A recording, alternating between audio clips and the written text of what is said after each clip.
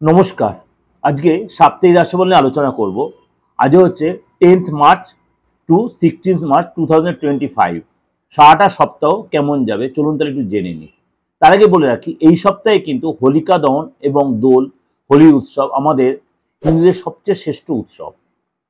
যেমনি দুর্গাপূজা সবার সাথে সবার বন্ধন, জাতি ধর্ম নির্বিশেষে সবাই সবার সাথে বন্ধনে আবদ্ধ হয়, তেমনি এই হোলি উৎসব বা দোল উৎসবও কিন্তু একটা বিশাল সকলের সাথে সকলে বন্ধন হওয়ার উৎসব। কিন্তু এই হোলি উৎসব বা দোল উৎসবটা কবে?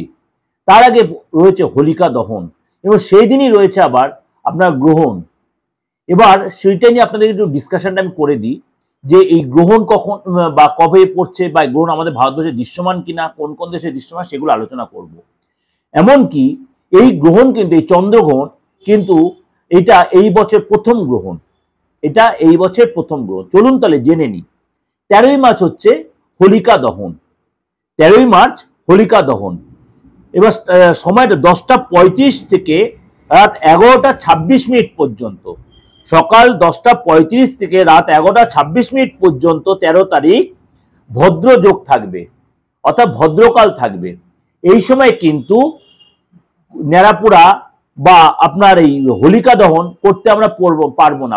এই হোলিকা দহন এই সময় কিন্তু আমরা করবো না, অর্থাৎ আমরা কিন্তু সকাল 10টা 35 থেকে 11টা 26 পর্যন্ত যে ভদ্রযোগ রয়েছে এই সময় কিন্তু আমরা হোলিকা দহন করবো না। হোলিকা দহন তাহলে কখন করব আমরা? হোলিকা দহনের তার শুভ সময় হচ্ছে আপনার 11টা 27 থেকে, অর্থাৎ 13 তারিখই 11টা 27 থেকে 14ই মার্চ 12টা 30 পর্যন্ত, অর্থাৎ 64 মিনিট আপনি কিন্তু সময় পাচ্ছেন।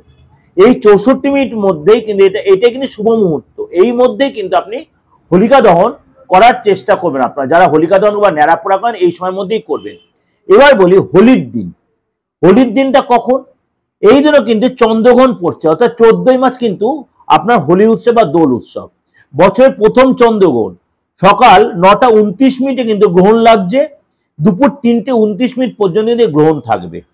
এটা কিন্তু ভারতবর্ষের দৃশ্যমান নয়, কিন্তু ভারতবাসীর লোকেদের ক্ষেত্রে কিন্তু এফেক্টেড। তাহলে আমরা কবে এই গ্রহণ হচ্ছে? এটা 14ই মার্চ কিন্তু গ্রহণ হচ্ছে। ভারতের দৃশ্যমান কোন কোন দেশের লোকেরা দেখতে পাবে?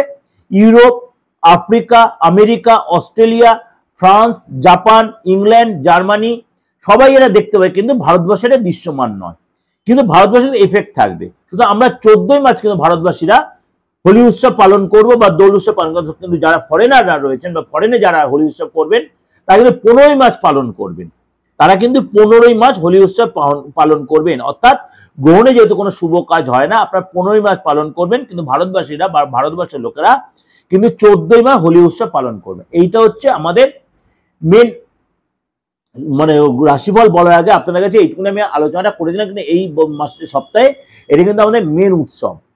এবার চলুন আপনার রাশি কি বলছে সেটা নিয়ে একটু আলোচনা করি। বৃশ্চিক রাশি, এই সপ্তাহটা 10 তারিখ থেকে 16 তারিখ আপনি কোনো তীর্থে যেতে পারেন, কোনো ঘুরতে যাওয়ার প্ল্যান করতে পারেন। ছোটখাটো আটকে থাকা কাজগুলো আপনি কিভাবে কমপ্লিট করবেন সেই নিয়ে আপনি প্ল্যান করবেন, অর্থাৎ সেই কাজগুলো আপনি ওঠাতে পারবেন। আপনার সন্তান যদি থাকে তার পেছনে, তার স্কুলে, তার পড়াশোনা আপনার কিন্তু এই সপ্তাহে অনেকটা খরচ হবে। আদার্স কিছু আপনার খরচে তার জন্য মাথায় একটু চিৎচার মেজাজ হতে পারে। কিন্তু বাবা মার হেলথ নিয়ে, ফ্যামিলি কারো হেলথ নিয়ে কিন্তু আপনার টেনশন হবে, তার জন্য ডক্টর হসপিটালে যেতে খরচটা বাড়বে। পার্টনার সাথে কোনো নদী পাহাড়ে যেতে পারেন, কোনো তীর্থে যেতে পারেন। পার্টনার কোনো আপনাকে গুড নিউজ দেবে এবং তার জন্য সংসারে একটা বেশ শান্তির পরিবেশ থাকবে।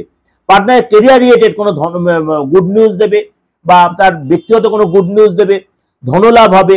পার্টনারের ডিপ্রেশন কমানোর জন্য আপনি অনেক চেষ্টা করবেন, অর্থাৎ আপনাকে অনেক বেশি সহায় হতে হবে পার্টনারের জন্য।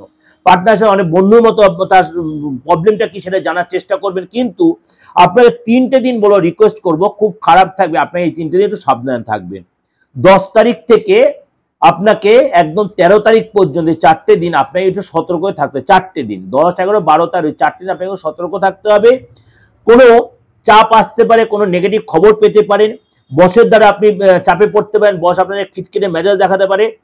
13 তারিখের পর থেকে আপনাদের সময়টা আস্তে আস্তে আপনার ফেভারে আসবে এবং সময়টা অনেক বেশি নর্মাল হবে। এটা কিন্তু আপনাদের ওভারঅল আমি একটা ডিসকাশন করলাম। এই যে ডিসকাশনটা সমস্ত গোরাশির উপরে বেশ করে ওভারঅল একটা ডিসকাশন করলাম। অবশ্যই আপনাদের মিলছে বা মিলবে, 100% না মিলে 95 থেকে 98% মিলতে বাধ্য। অবশ্যই আপনার ভালো লাগবে অবশ্যই লাইক করে সাবস্ক্রাইব করে নোটিফিকেশনটা অন করবেন, যতবার লোকেকে শেয়ার করে। একটাই রিকোয়েস্ট, যদি আমার সাথে যোগাযোগ করতে হয় 8910973325 9433960106 একটা ফোন করে বুকিং করে নেবেন। কিন্তু আপনি অনলাইনে প্রেডিকশনে আর অফলাইনে আসুন, অর্থাৎ চেম্বারে এসে নিন।